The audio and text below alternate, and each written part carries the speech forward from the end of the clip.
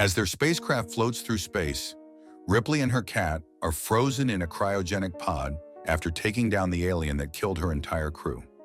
When a salvage ship eventually intercepts the ship, the crew uses a welding torch to enter the ship because they believe Ripley's ship to be an old abandoned shuttle. But when they discover Ripley is still alive, they abandon their plans to save him. After a while, Ripley awakens in the medical bay of a space station in Earth's orbit. Burke, an employee of the company Ripley works for, pays her a visit after a nurse checks on her. Burke tells her that she has been in a state of hypersleep for 60 years and brings her the cat, because her ship floated through space until it was coincidentally discovered by the salvage ship. Ripley's PTSD is triggered by the cat's sudden hissing, which makes her convulse. When Ripley asks them to end things for her, the staff tries to restrain her. She then pulls up her shirt to reveal something dangerous in her stomach. Ripley awakens at that precise moment, indicating that the previous section was a nightmare. When a nurse asks if Ripley needs anything to fall asleep, she says no. Later on, during an interrogation by the company's board, Ripley divulges all of the details of her battle with the alien.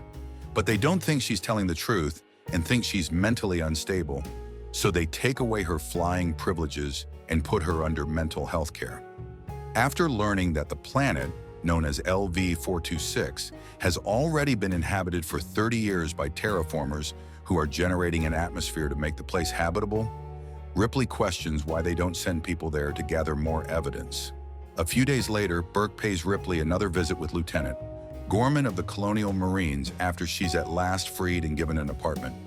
They inform Ripley that the company is sending a squadron of Marines to investigate after they lost contact with LV-426 and believe it was caused by aliens. The company wants Ripley to come back and serve as an advisor because of her experience dealing with these aliens. If she accepts, the company will rehire her as a warrant officer. Ripley, however, declines, disgusted by the idea of returning and angry at the company for its hypocritical treatment of her. That evening, Ripley awakens from yet another horrifying dream and knows that this won't end until she faces her fears. Burke answers her phone, and she decides to join the mission to LV-426 after he reassures her that the goal is to eliminate all aliens, not to study them. Subsequently, Burke and Ripley board the warship Silico, where they run into Gorman's Colonial Marines. As the group emerges from hypersleep, Ripley observes that they are not taking the alien threat seriously. A bishop cuts his finger while playing a knife game with the Marines during lunch. Ripley freaks out when she sees him bleed white because she knows he's an android because on her previous mission, another android betrayed them in order to study the alien. Bishop assures her that the new generation of androids have behavioral inhibitors and are incapable of hurting humans.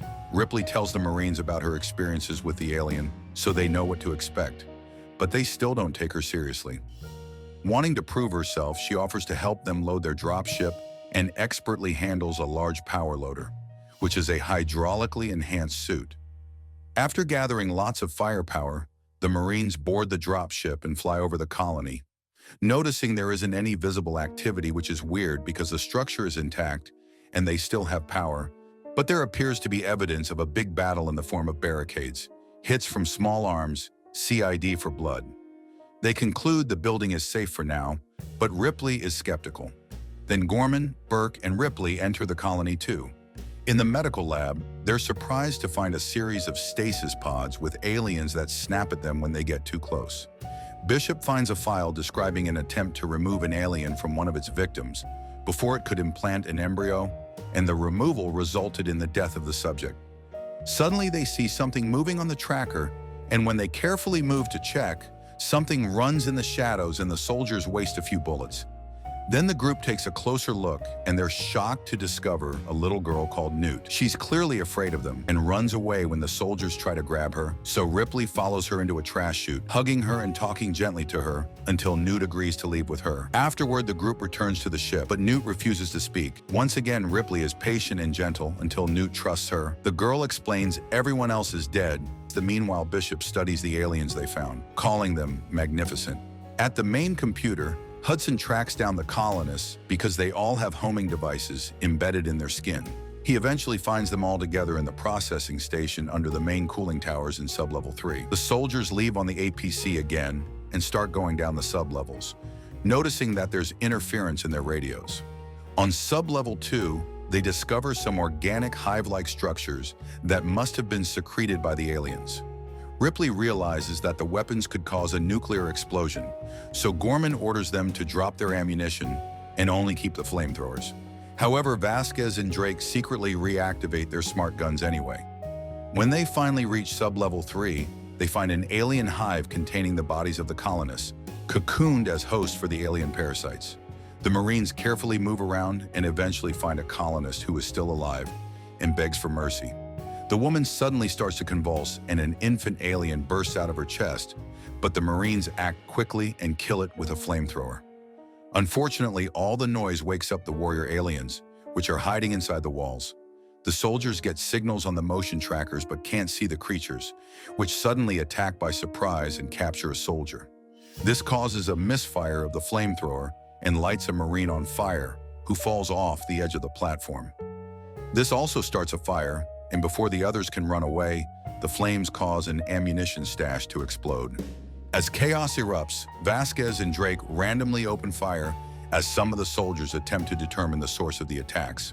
They are too terrified to hear Gorman trying to coordinate defense strategies over the radio. Ripley yells at Gorman because he doesn't know what to do when the aliens begin killing the Marines one by one. So Ripley takes the wheel of the APC and speeds through the colony, smashing through the nest to discover the 4 Marines who are still alive. When Vasquez shoots an alien that tries to pursue them, it bleeds acid all over Drake, killing him. When another alien tries to enter the vehicle, the Marines rush to shut the doors, and Hicks uses a shotgun blast to kill it, burning Hudson's arm with acid. Gorman is knocked unconscious by the shaking as Ripley drives off. Another alien attempts to attack Ripley by breaking the glass on top of the APC, but she stops the car to cause it to fall and then runs over it to destroy it. The APC's transaxle is destroyed when Ripley smashes through the closed front gate to escape, causing the car to stop functioning after a short distance. After that, when the group is debating what to do next, Ripley recommends nuking the entire colony. Burke objects, arguing that no one has the authority to wipe out an entire extraterrestrial species and that he needs to safeguard the company's resources. Ripley notes that this is now a military operation and that the soldiers are on her side. After Hicks approves Ripley's suggestion, the group departs from the APC to fire a flare. As the dropship takes off, the pilots notice a strange slime on the ramp and prepare for rescue. As it turns out, an alien has infiltrated and killed a pilot, sending the dropship plummeting and exploding. While pieces of the dropship strike the APC and destroy the majority of the team's weapons, the team scrambles to hide. They are able to contact for help via the radio, and in 17 days a rescue team will arrive. Following a review of the surviving armaments to determine their current state, the group looks at a map of the colony and decides to seal off all possible access routes for the aliens into the main complex. The sentry guns are placed at strategic locations, and Hicks gives Ripley a wrist tracker. Afterward, Ripley puts Newt to bed, but the girl is too scared to sleep. To help her feel safe, Ripley puts the tracker on her wrist. Later, Bishop discovers that the alien's acid blood neutralizes after exposure to air. The group discusses the alien colony and concludes there must be a queen. Ripley asks Bishop to destroy the 2 dead aliens that are still in the lab pods, but Bishop responds that he received orders from Burke to keep them alive. Burke, who wants to bring the aliens to Earth because the weapons industry will pay well for them, is confronted by an enraged Ripley. As she tells the story, Ripley reveals she has checked the colony log and discovered that Burke, who blamed him for the colonists' deaths, was the one who sent them to the alien ship. Burke says he made a simple mistake and only intended to validate her experience. So Ripley pushes him against the wall and makes a vow to expose him when they get back to Earth. They discover the emergency venting on the opposite side of the colony is activating a few minutes later. This indicates that the core will blow up in 4 hours due to the failure of the cooling units. Someone has to physically remote pilot the second dropship from the link tower after damage from the crash prevents remote reactor shutdown. Since Bishop is the only one who is capable of doing it, he offers to help. As Bishop begins to navigate a tight passage, Hicks instructs Ripley on the use of some cutting-edge weapons, and Hudson and Vasquez patrol the area. After a short while, Gorman comes to and tries to apologize to Ripley for his actions, but Ripley rejects him. Then after going to the bedroom to see how Newt is doing, she discovers that she is sleeping under the bed. Since Ripley also needs to sleep, she goes to join her. Bishop eventually arrives at the tower and begins getting the other dropship ready to leave. The sample aliens have escaped when Ripley wakes up a short while later to discover the empty lab pods on the ground. She discovers that her rifle has been taken. The pair flees as an alien suddenly leaps close to the bed and tries to attack them, and Ripley flips the bed over on the creature. Upon trying the doors, they discover that they are locked. Since no one can hear them scream in the soundproof room, Ripley tries to signal via the security camera. However, while the crew is distracted, hearing Bishop's updates, Burke turns off the monitor. Next, Ripley tries to break the glass, but it doesn't work either. Noticing the fire sensors, Ripley uses her lighter to activate it. The alarm goes off and finally gets the attention of the soldiers, who rush to the lab while an alien jumps on Ripley. She pushes it away, yet the alien jumps on her again and closes a limb around her neck while the other alien goes after Newt. The soldiers finally arrive and break the glass with a few shots. Soon Hudson is killing the alien that is about to get Newt. After plenty of fight, they manage to take it off, and Vasquez kills it with a pulse gun. Following this, Burke is revealed to the crew by Ripley, who explains that his plans were to damage the other Marines' sleeping pods in order to eliminate any witnesses and to impregnate her and Newt with aliens.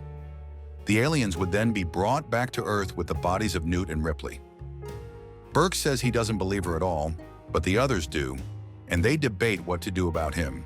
As soon as the power's turned off, Vasquez and Hudson stroll around the perimeter and notice movement everywhere they look on the trackers. The tracker indicates that an army of aliens is approaching, even though the crew has gathered in the central operations room and sealed the door. They find panels on the ceiling when they look up, and when they remove one, they find that the aliens have infiltrated through the crawl spaces above the ceiling. A vicious battle breaks out as the crew opens fire and the aliens drop into the room. Burke locks the door behind him after using the diversion to get away, but the alien finds a different way into the room and murders him right away. Sadly, after putting up a valiant fight and eliminating many aliens, Hudson is surrounded by several creatures that take him away. The group manages to force the door open and gets in the corridor while the aliens try to bring the door down. At that moment, Newt finds an entrance into the air ducts, so the team escapes through them while Newt serves as a guide. Bishop gets in contact with them and informs them the ship will be ready in 16 minutes. Vasquez is the last one on the line and uses every single weapon she has to keep the aliens at bay. But when she shoots an alien with her handgun, it spills acid blood and hurts her leg. Gorman goes back to help her only to suddenly be surrounded by aliens, so they activate their last grenade to bring them all down, dying in the process. While the others are making their way out of the building through a ventilation shaft, Newt slips and falls into the facility's sewer. When Ripley and Hicks use the wrist tracker to get to the hallway above the sewer, they can see Newt through the grates. As Hicks starts to cut open the grate, a strange creature emerges from the water and assaults Newt. The girl is gone by the time the two dig a hole. As Hicks and Ripley dash to the elevator, an extraterrestrial creature materializes and attempts to enter. Hicks kills it quickly, cutting himself with its acid in the process. They soon leave the building with Ripley's assistance, and Bishop picks them up in the dropship. Ripley knows that Newt has to be alive because the aliens use humans as their breeding ground. She won't go without her. Bishop tells her she only has 19 minutes before the building blows up, so she gathers a lot of weapons and heads back inside. Ripley rides the elevator to sub-level 3 and makes his way through the hallways, flashing the flamethrower for good measure. Ripley screams as she discovers an alien being born, but she is also devastated to find the wrist tracker on the ground. After shooting the creature after following the noise, a large alien also emerges. Ripley shoots it down as well, then gets Newt out of the cocoon and they run away from the explosion, the girl in her arms. After making a mistake, they wind up in a chamber containing thousands of eggs and the enormous extraterrestrial queen, who summons her warriors to protect the nest.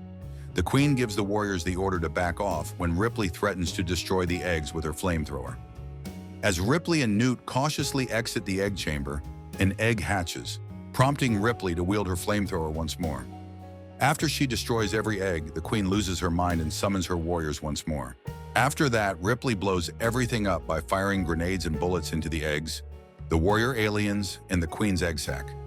Later, as explosions keep happening all around them, Ripley and Newt flee and enter the elevator.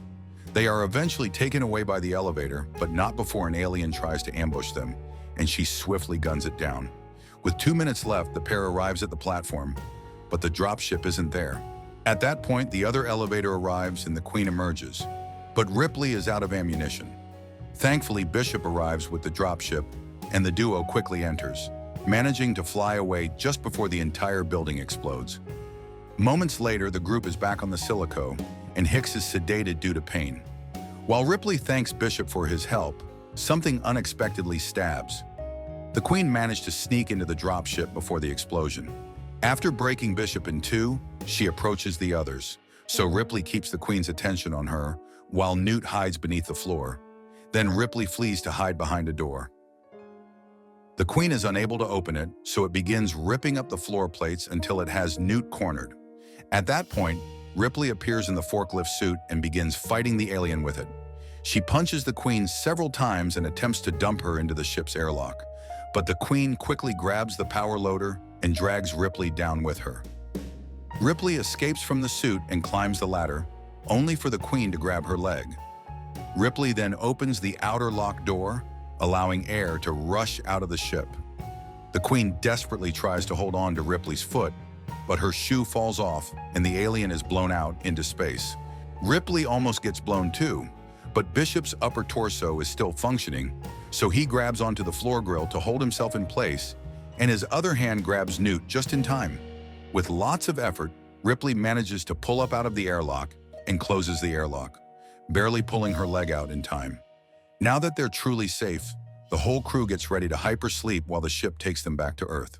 Please don't forget to subscribe and turn on notifications so you can watch more videos like this. Thanks for watching.